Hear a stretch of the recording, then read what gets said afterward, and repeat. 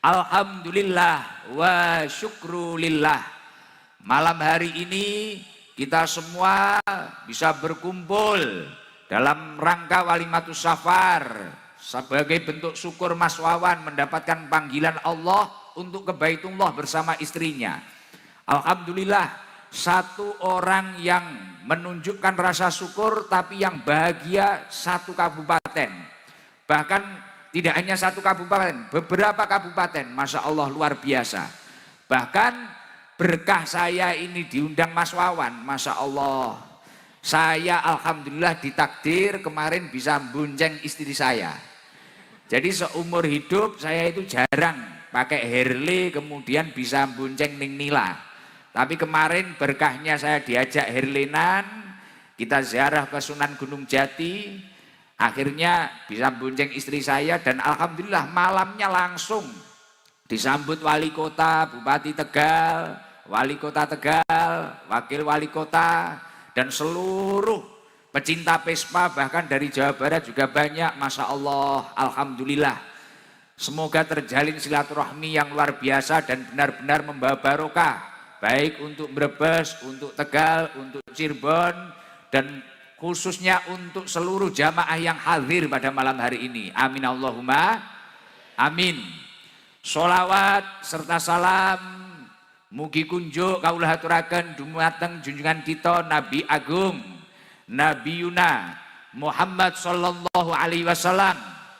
Semoga seluruh jamaah yang hadir ditakdir oleh Allah mendapatkan syafaat baginda Nabi Muhammad sallallahu alaihi wasallam. Alhamdulillah, izin biar gak tegang sebelum ngaji saya pengen cerita. Ini pertama kali saya hadir di Brebes, pertama kali saya sowan di Brebes, Masya Allah luar biasa dan langsung disambut antusias.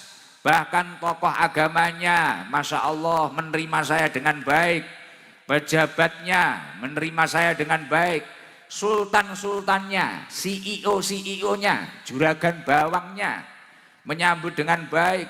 Bahkan masyarakatnya Masya Allah luar biasa. Ya Allah, matur suwun, saya tidak bisa mengucapkan terima kasih seperti apapun, Masya Allah. Semoga kebaikan panjenengan semua dibalas oleh Allah dengan kebaikan yang lebih barokah, lebih banyak.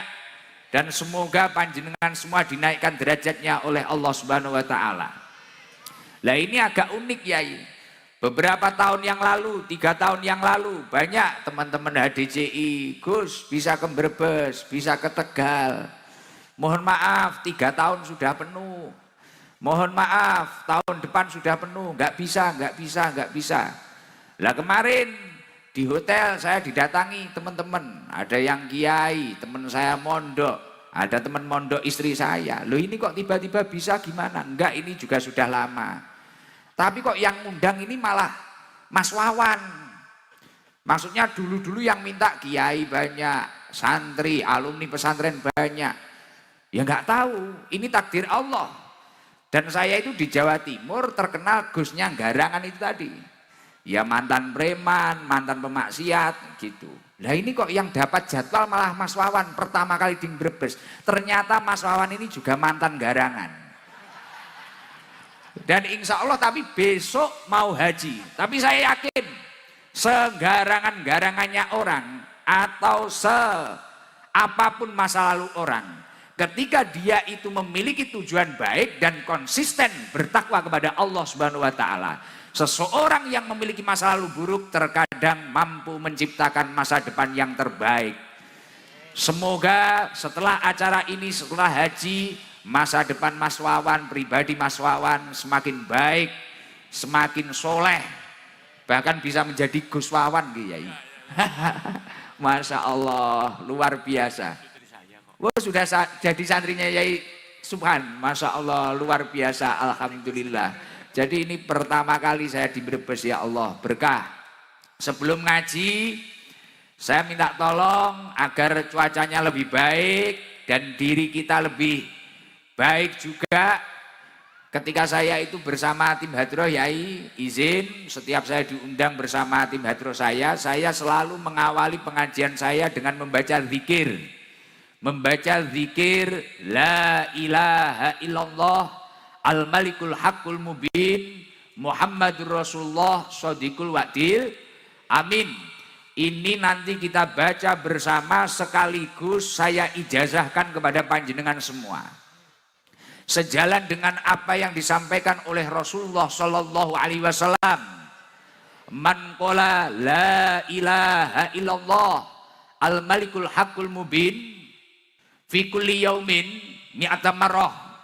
Barang siapa membaca zikir la ilaha illallah al malikul haqqul mubin setiap hari 100 kali.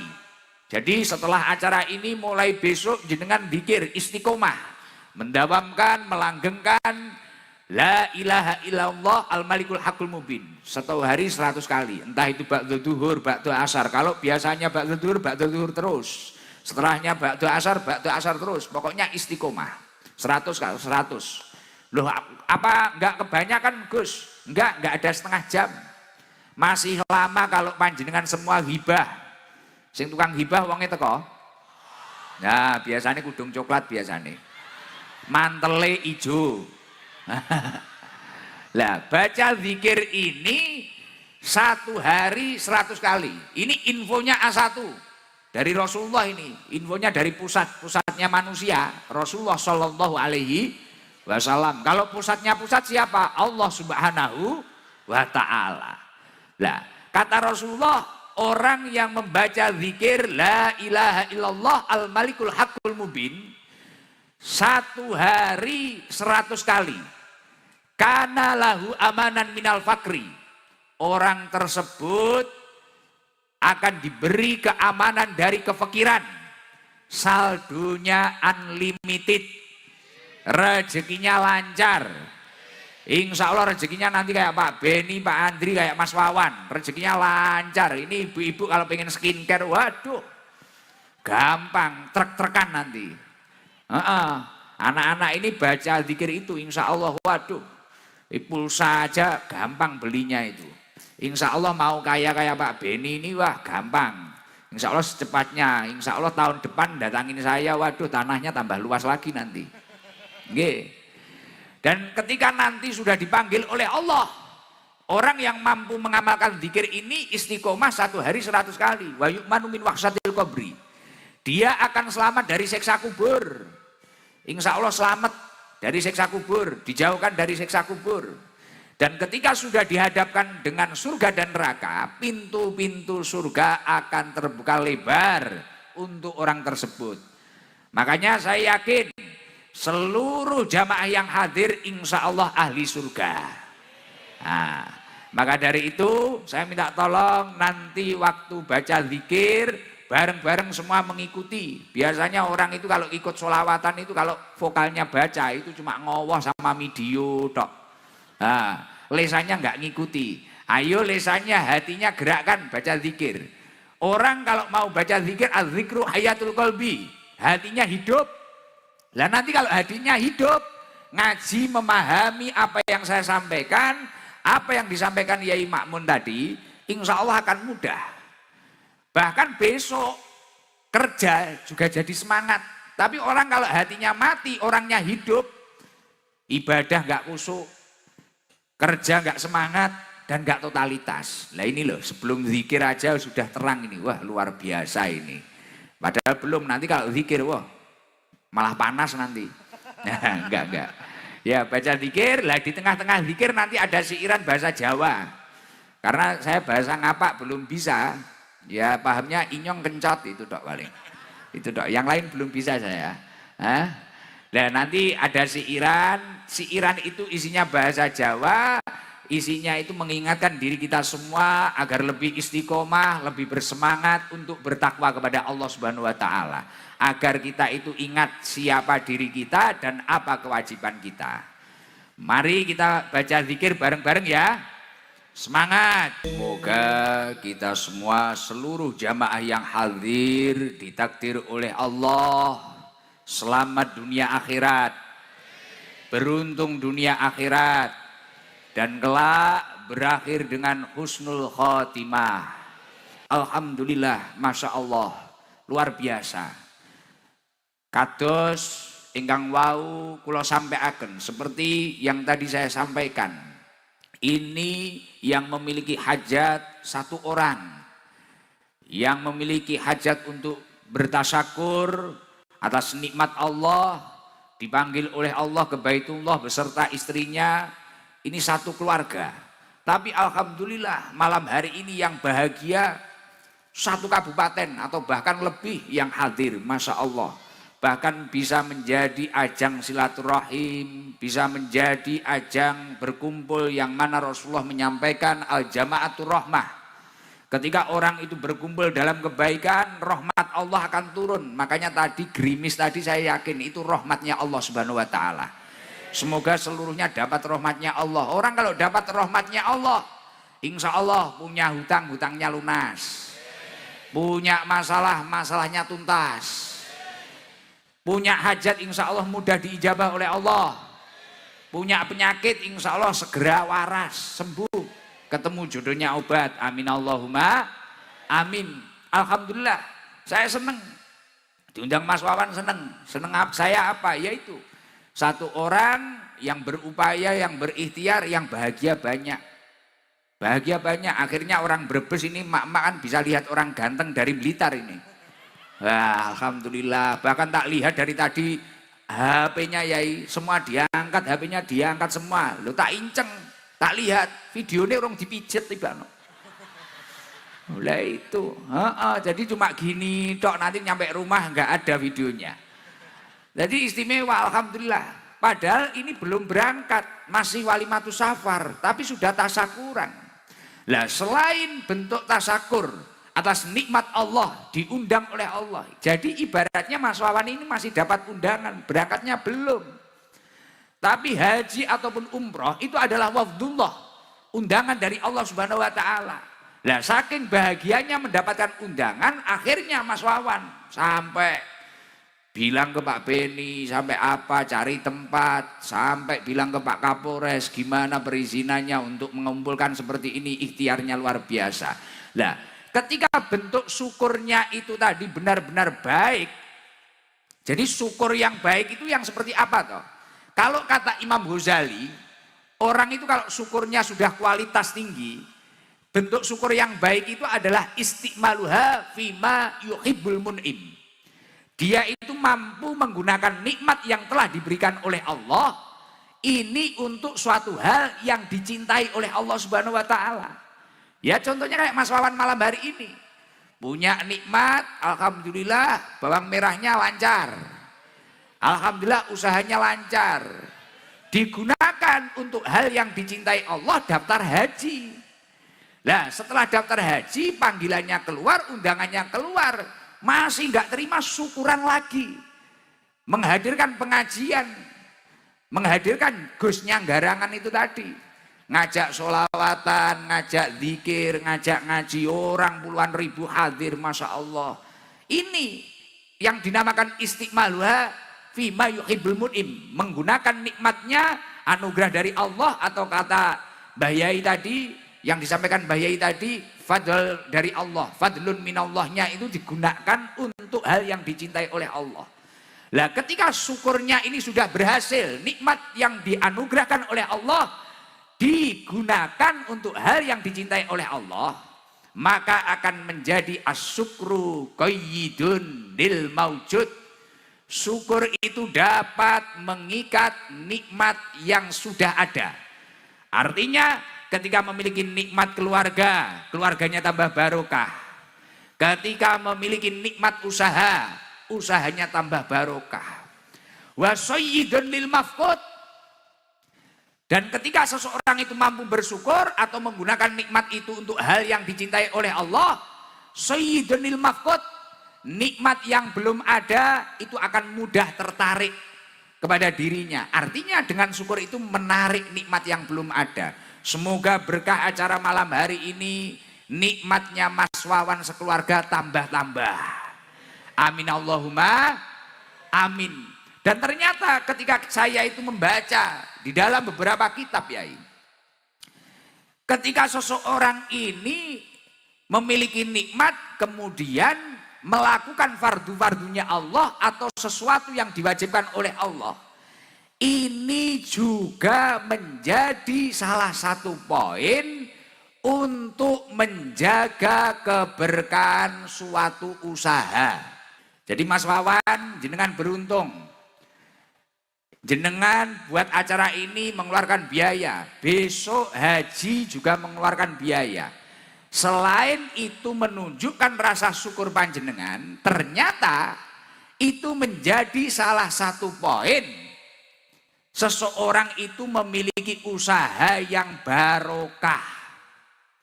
Jadi kalau orang punya usaha, kemudian orang itu tadi kok mampu melakukan untuk kebaikan, untuk taat kepada Allah, untuk melakukan fardu-fardunya Allah, maka selain itu sebagai bentuk rasa syukur, itu menjadi satu poin seseorang itu memiliki usaha yang barokah.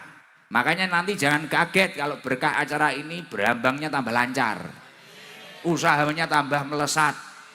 Insya Allah dekengane pusat, didekengi Allah Subhanahu wa Ta'ala. Loh Gus, mana kitabnya apa? Di dalam kitab Tanbihul Ghafilin, karya Al-Imam Abu Lais As-Samarqandi.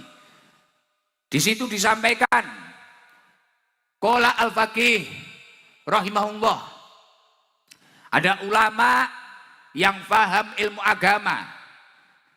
Faham ilmu agama, beliau menyampaikan, man aroda ayyakuna kasbuhu thayyiban, barang siapa yang menginginkan usahanya itu baik, usahanya itu barokah. Mohon maaf, selain Mas Wawan, seluruh yang hadir ini pengen usahanya barokah apa enggak?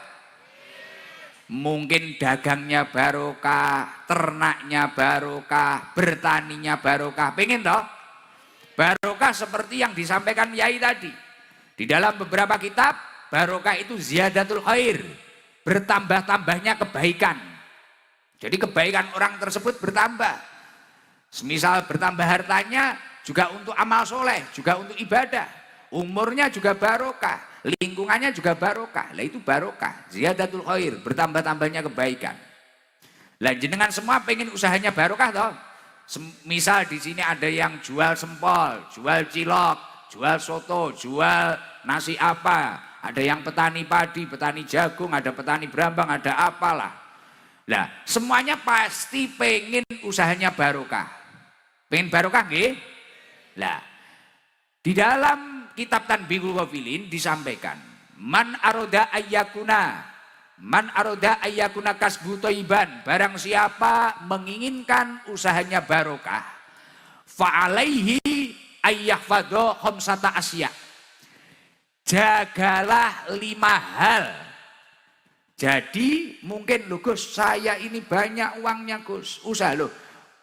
Jadi usaha itu kalau barokah, contoh usaha barokah itu gimana toh? Semisal orang itu hanya punya sapi mungkin 1. Tapi kalau barokah, anaknya 5, punya anak 5, tapi waktunya kolahin anak, alhamdulillah cukup. Waktu bayar pondok, alhamdulillah cukup. Kelihatannya orang itu cuma punya sawah 1 petak. Tapi kalau barokah, anaknya itu banyak, anaknya 4 atau apa. Waktu nyekolahin, muliain, waktu mondokin, cukup semua, itu barokah. Dan di keluarga itu adem, ayem, hawanya bahagia. Pernah lihat orang-orang dulu, pendahulu-pendahulu kita, gitu. Kadang cuma pakai sepeda, berangkat ke sawah, rokok linting. Kopi ini diadai botol aqua, tapi bahagia. Anaknya 13, anaknya 11, tapi yang 6 bisa jadi sarjana, nanti sisanya itu bisa jadi haji semua. Nah itu karena barokah. Tapi banyak pun kalau tidak barokah, nyereti kalau bahasa Jawa Timurnya. Kalau bahasa Brebes apa? Seret. Nah, jadi nggak hanya nyereti, seret kalau nggak barokah itu. Kelihatannya banyak, miliatan, triliunan, tapi kalau nggak barokah, tidur nggak nyaman. napa-napa nggak nyaman, makan nggak enak. Yang nomor 3, kunci keberkahan yang nomor 3 itu apa? Yang nomor 3 yakni ayaksida bikasbihi istighfafan. Wali ayaksida bikasbihi istighfafan linafsihi wali iyalih wala yaksida bihi al jam'a wal kathroh. Ketika kita bekerja, nyun sewu, mohon maaf, biasanya ada orang itu yang bekerja kemudian karena salah niat, salah tujuan, kemudian di tengah jalan banyak mengalami problem atau kegagalan. Lah, kunci keberkahan yang nomor 3 apa toh? Ketika kamu itu bekerja, ayaksida bikasbi istafafan li nafsi wali iyalihi wala yaksida bihi aljam awal kasroh. Kita itu kalau bekerja harus memiliki niat yang baik.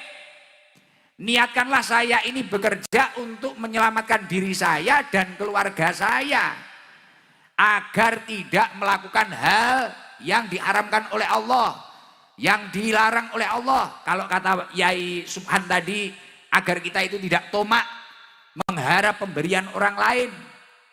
Loh iya, saya sendiri belajar seperti itu. Makanya saya ini, loh Gus Ikdam itu kegiatannya apa, pekerjaannya apa? Enggak. Kalau saya itu pekerjaannya ngaji, ngaji itu bukan pekerjaan. Ngaji ini saya itu menjaga ketahanan iman saya. Karena saya ngaji ini akhirnya kan saya malu kalau maksiat. Apalagi di Brebes nggak bisa maksiat. Orang kadang terlanjur kenal. Terkanjul dipanggil Gus. Masa saya kemarin habis pespanan terus karaoke itu kan ya nggak pantas. Terus saya cari LC gitu, oh ya gak pantas ya gitu. Oh ini Gus apa? Saya ngaji ini bukan pekerjaan. Ini salah satu ikhtiar saya menjaga ketahanan iman saya. Akhirnya ketemu orang, kita berusaha menata akhlak yang baik. Nggih.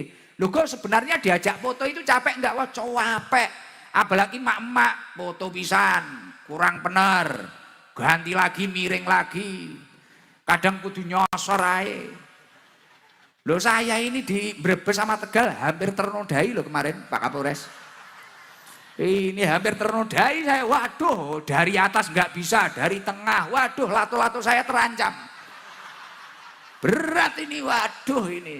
Wah, apalagi di kantor wali kota itu. Di kantor wali kota Tegal. Waduh, penuh ini. Gus, dari atas mau salaman nggak bisa, tengah nggak bisa. Waduh, ada yang dari bawah, langsung tak amankan lato-lato ini. Ini bahaya. Jadi pekerjaan itu harus diniatkan untuk menyelamatkan dirinya dan keluarganya dari sesuatu yang diharamkan oleh Allah.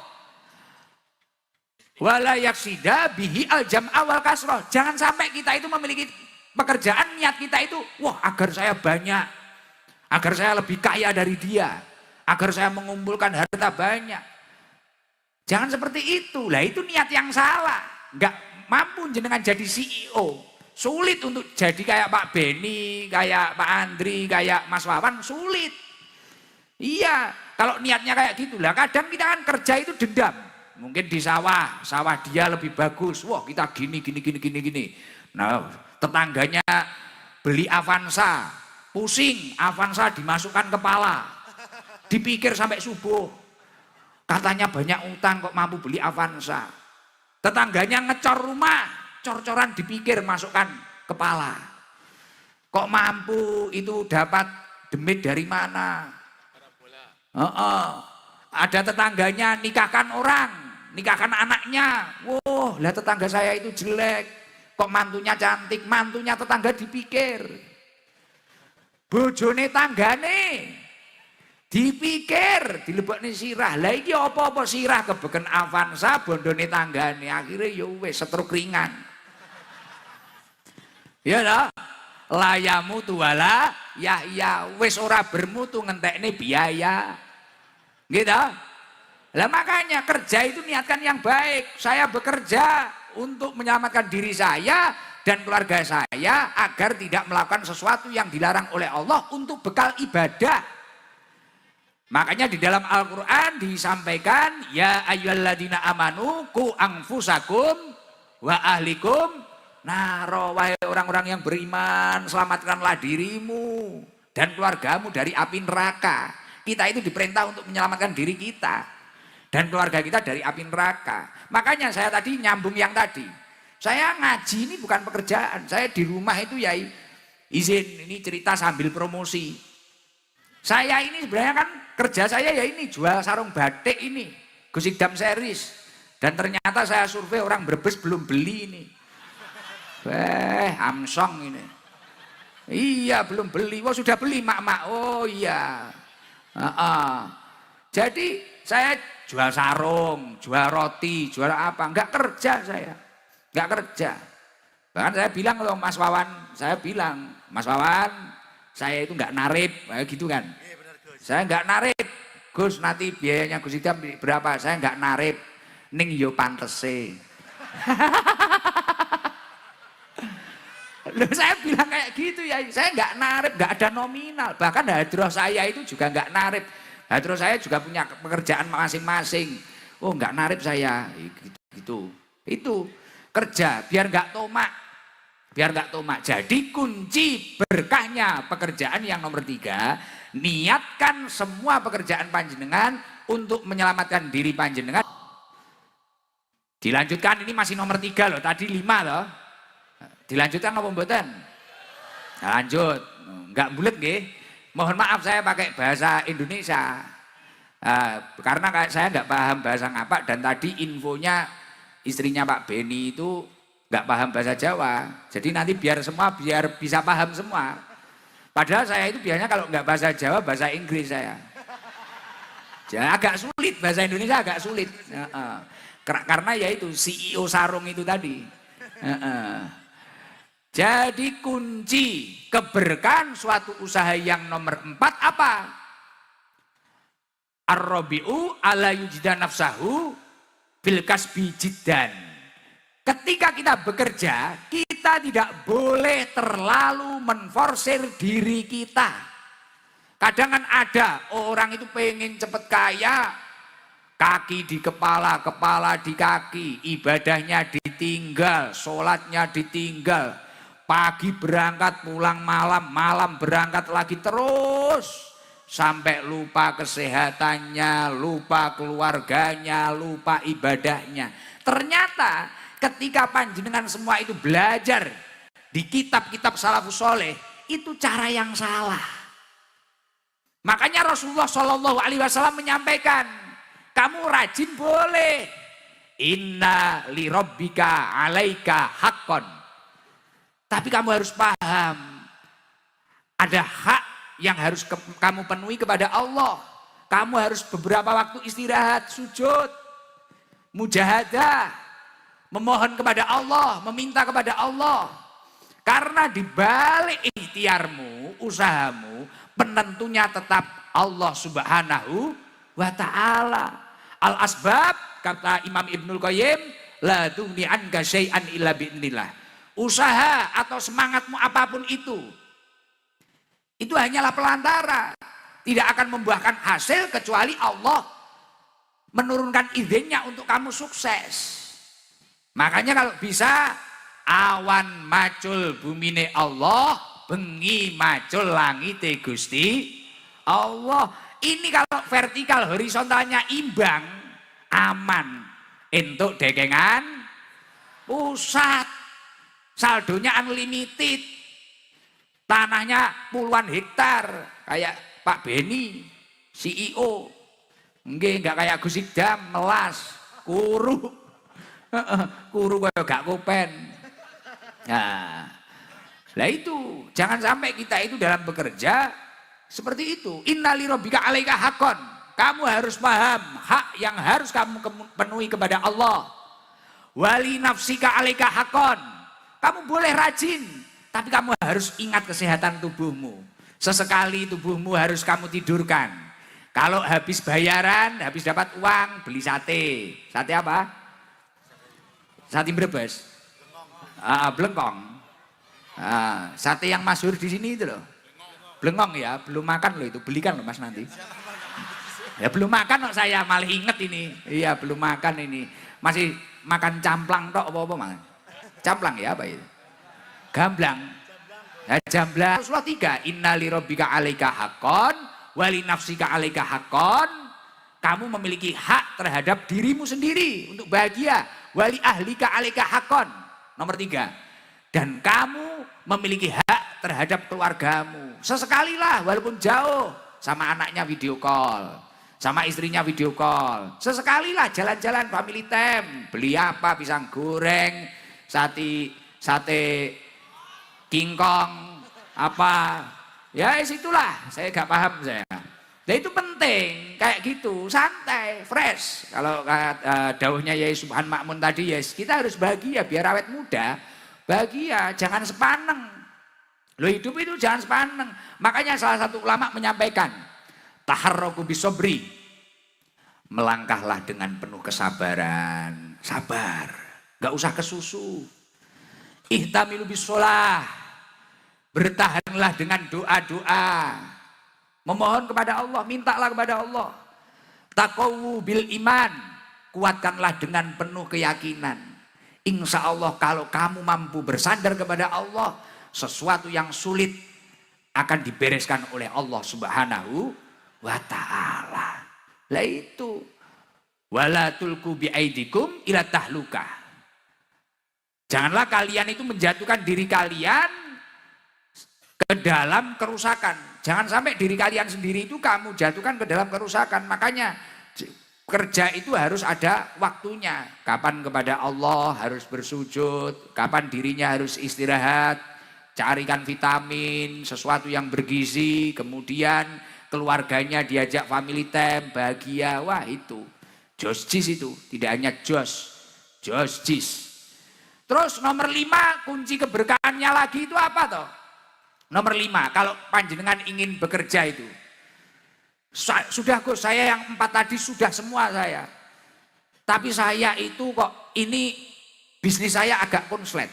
Kunci keberkahan usaha yang nomor 5, wal khamisu alla yara rizqahu minal kasbi wa yara ar-rizqa minallahi ta'ala wal kasba sababan. Ketika kamu itu sudah berhasil, jangan sampai kamu itu mengira kamu itu sukses karena kehebatanmu. Lah banyaknya orang yang gagal dalam perjalanan usahanya, ketika sudah berhasil itu kagum, ujub Kiai, heran dengan dirinya sendiri. Semisal lapaknya banyak, jualan kaki 5 ini lapaknya banyak, punya 7, punya 8. Dipuji orang, waduh kamu itu hebat. Oh iya, saya. Siapa dulu? Aneh. Ente bahlul. Langsung gitu, enggak boleh. Wa ma bikum min nikmatin fa minallah. Adapun semua nikmat yang ada di sekitar panjenengan ini minallah. Datangnya dari Allah. Jadi kunci keberkahan yang nomor 5, jangan heran dengan dirinya sendiri. Jadi kalau ada orang muji, Masya Allah, rombong cilokmu sekarang banyak, rombong sotomu sekarang banyak. Alhamdulillah, pangestunipun, doakan. Ini minallah, ini minallah. Ini titipan Allah, ini dari Allah. Ini dari Allah. Doakan Yai, doakan Gus, doakan tetangga-tetangga saya, doakan. Nah itu, ini kunci yang nomor 5. Artinya kita jangan sampai pernah merasa, waduh kita itu dirinya orang hebat, orang apa. Karena ya itu tadi, innallaha warrozak dzul quwwatil matin.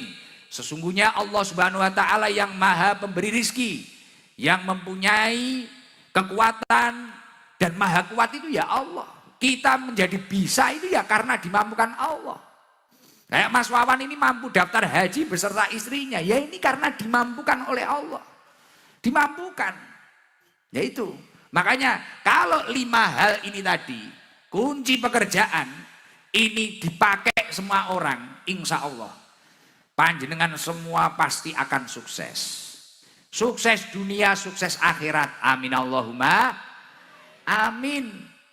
Terus yang paling penting, khususnya untuk para pengusaha dan panjenengan semua jamaah yang hadir, saya ingatkan, tidak ada kesuksesan yang bertahan lama tanpa adanya keistiqomahan religius.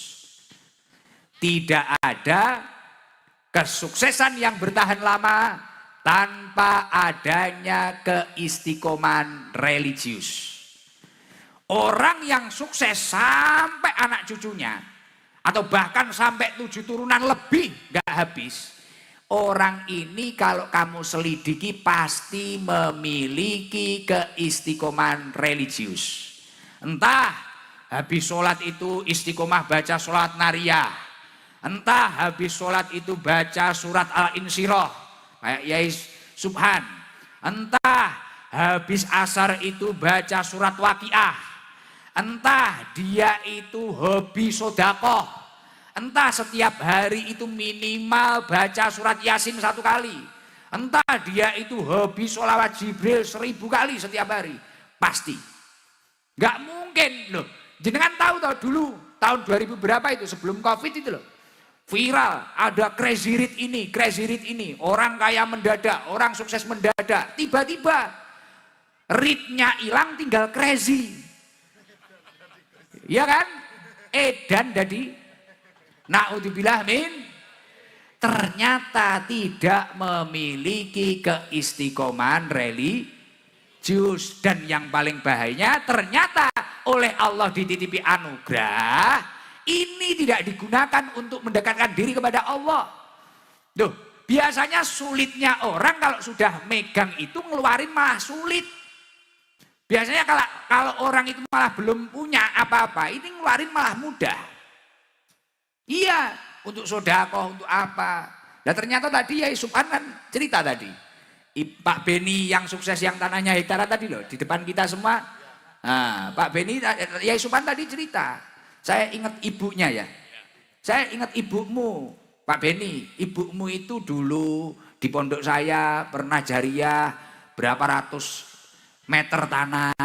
Kemudian bangunin madrasah ini. Loh ini loh.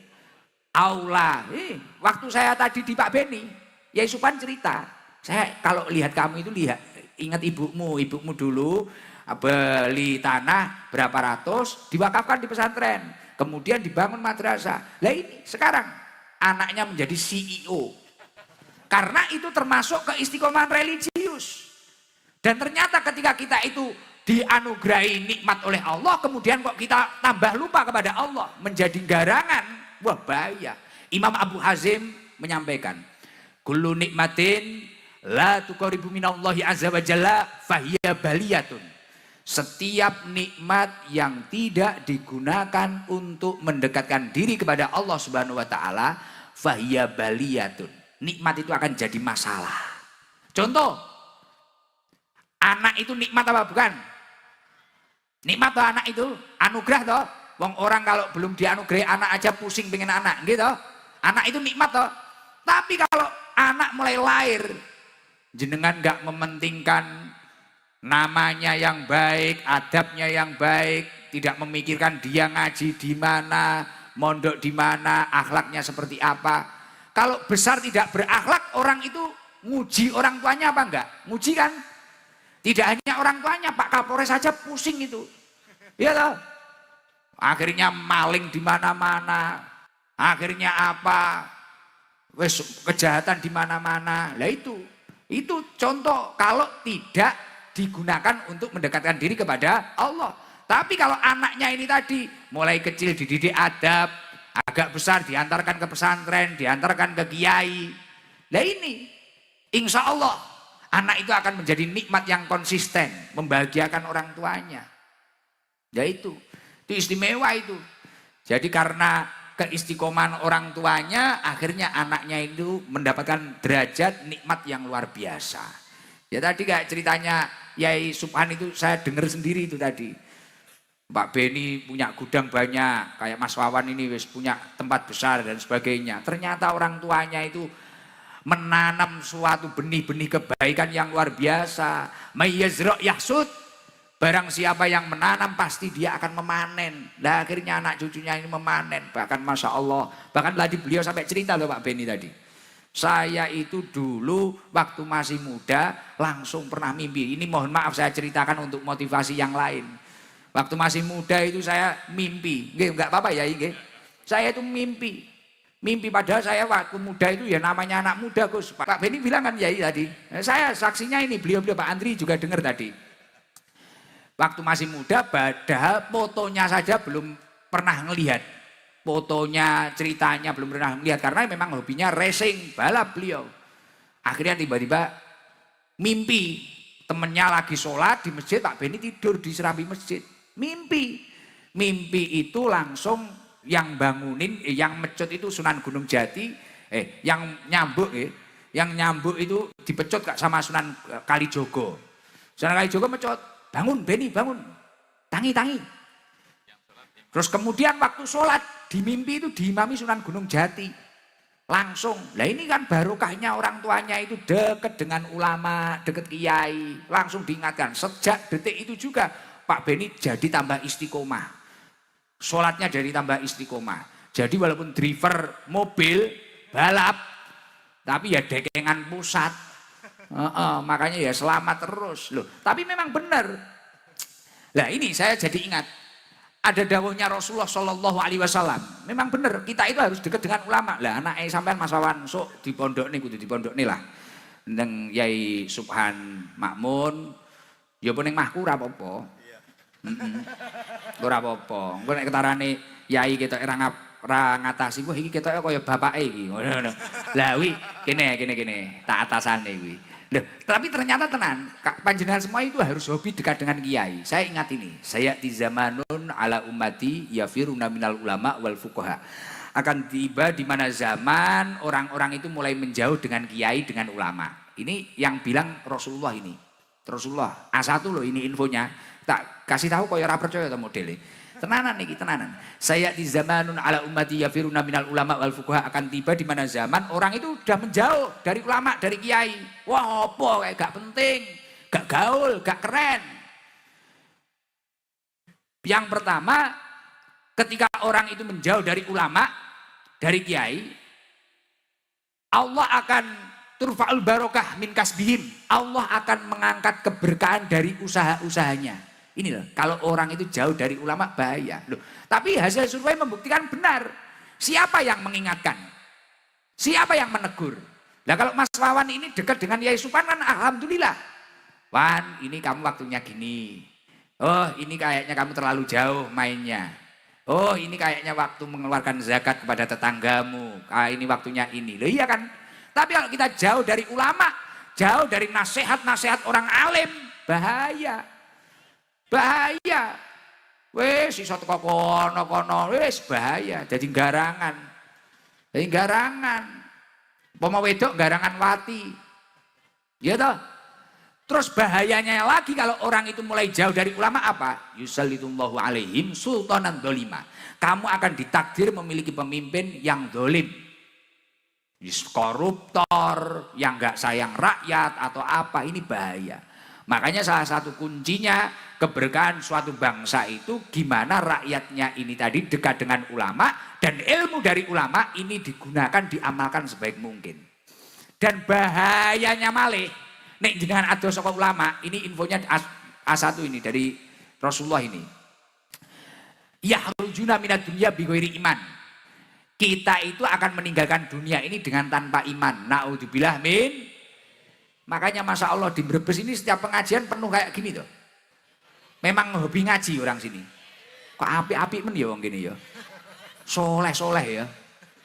Ini enggak ada, sing nakal ngono enggak ada tuh ini. Wong apik kabeh ngene iki. Enggak, ini maksudnya penuh kayak gini itu karena hanya saya saja atau ya memang waktu pengajian kayak gini. Wah kok apik men ngono. Tukang mendem gak enek wong gini mendem. Karaoke gak enek karaoke. Wah, apik kabeh. Ya saya kan penasaran, heran tuh saya. Wah, kok koyok ngene. Nyambut tamu, Masya Allah. Loh, saya itu jarang-jarang loh. Satu hari kemarin bisa 2 acara loh. Jadi izin Yai, saya itu malam Selasa di rumah saya rutinan kemarin. Capek.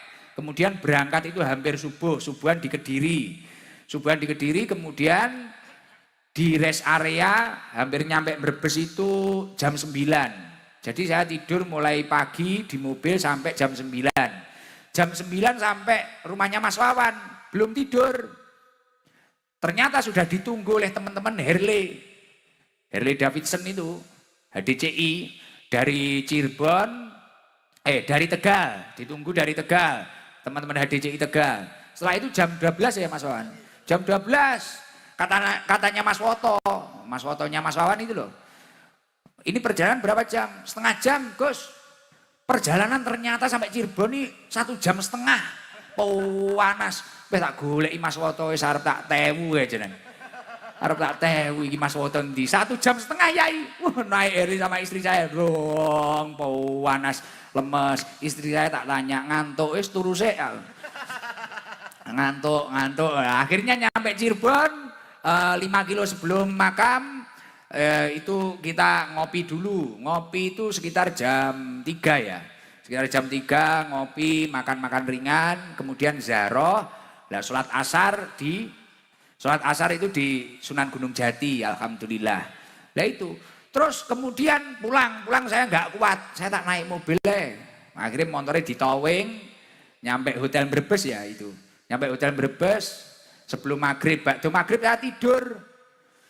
8:30 dibangunin sama istri saya, bah, wungu rien, wungu, waktune pespanan. Lah sampean ikut pespanan apa enggak, betul enggak, wanita ya jan karepe dhewe ya. Wah ya naik Harley gelem, wah numpak Vespa gak gelem ya. Waduh iki. Akhirnya naik Vespa, akhirnya pespanan ke wali kota. Nyampe wali kota Tegal itu jam 10 Yai. Saya itu heran kok kuat ini fisik saya, padahal saya itu lemah, gampang darah rendah saya itu. Gampang lemes gitu, ya wajar kurus lah. Kurus gampang lemes, kok kuat itu loh.